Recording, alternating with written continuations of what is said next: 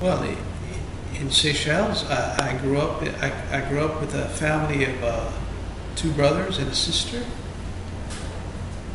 and my stepfather was Peter Gill. He was the founder of SPUP with Albert Rene and Philibert Loiseau. Cécile pour Cécile was his slogan that he gave to Albert Rene to push for independence when Rene had taken the road of free association. Along the way, he abandoned that. And we grew up in Montfleury, where the old La Pirogue was, next to the Montfleury Bridge, next to the old police station. And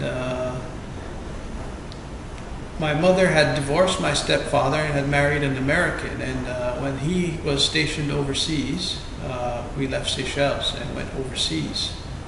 Now, Peter Gill is my stepfather. I'm Mickey Muncombe's son. And throughout my life, I've had to deal with issues of being Mickey Muncombe's son and not Peter Gill's son. And sometimes Peter Gill's son, but not Mickey Muncombe's son. So today at my age, I can laugh at those issues, but I can understand how difficult it is for many Seychellois children having fathers that are not there and then having to learn to live with new fathers. It's not easy,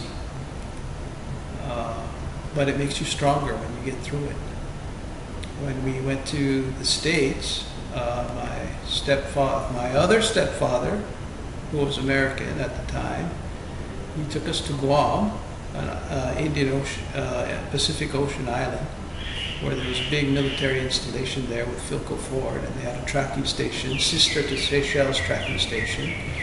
And we lived in Guam, and soon after we got there, he divorced my mother. And at about 8 years old onwards, we lived without a father.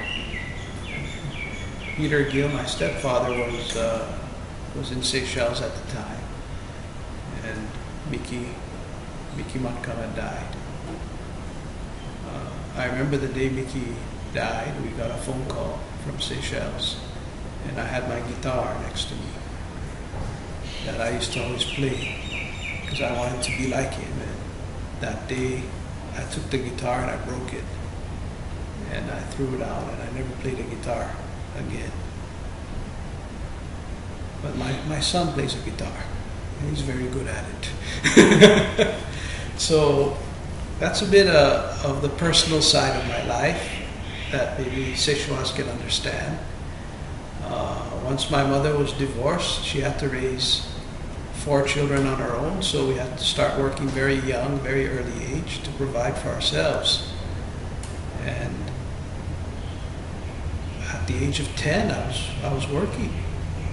I was cutting grass at people's houses to earn extra money. I was washing cars to earn extra money. Just worked hard.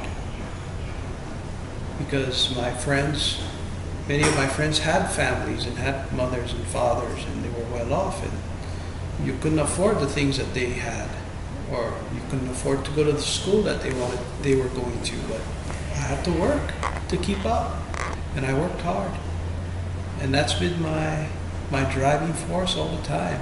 Strong faith in God, and strong desire to work hard and to get things done, and to know that the guy next to you is not better than you ever.